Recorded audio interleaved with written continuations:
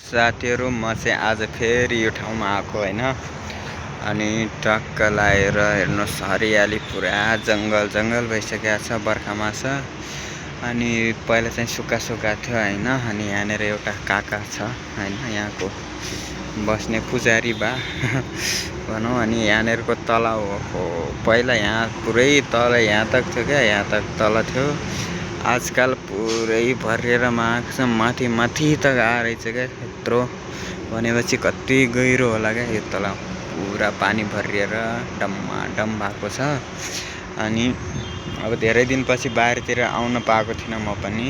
कमसे कम 5-6 दिन भइसक्यो होला लगातार पानी पर्ने क्या। अनि त्यही भएर चाहिँ अनि बाहिरतिर नआउन पाएको। आज चाहिँ अलिकति फुर्सद मिलेको, मतलब आज त्यही पनि पानी पर्ने जस्तो त भइरहेछ। अनि त्यही त हल्का फुल्का आइदिएको बाहिरतिर भनौँ हैन।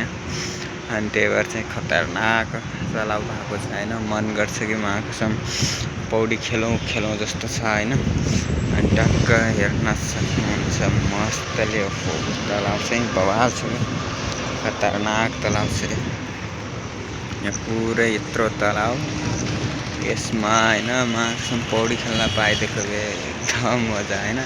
पुरा समथल छ क्या। पहिला त एकदम गहिरो थियो, अलिकति पानी थियो हल्का फुल्का, कमसे कम यो कम्मरसम्म आउँथ्यो होला। अहिले त हो हामीलाई डुबाउँछ होला, 2-3 मान्छेलाई यस्तै गरेर डुबाउँछ होला। यस्तो छ तलाउ, बढिरहेको छ यहाँको तलाउ। अनि उता सडकतिर पनि, मतलब रोडतिर पनि डुबान परिरहेछ एकदम। के गर्ने, गुजरातको ठाउँमा लास्टै पानी परिदिन्छ क्या, पर्न लाग्यो भने पुरै डुबान पनि भइहाल्छ।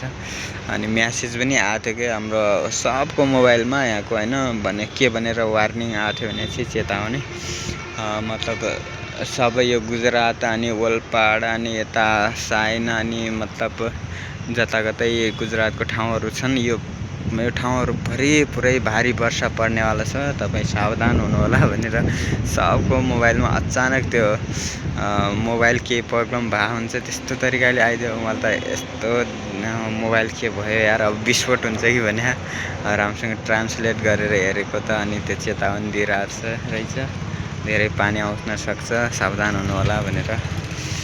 अनि त्यस्तै छ, पानी धर्रो परिदिन्छ हो।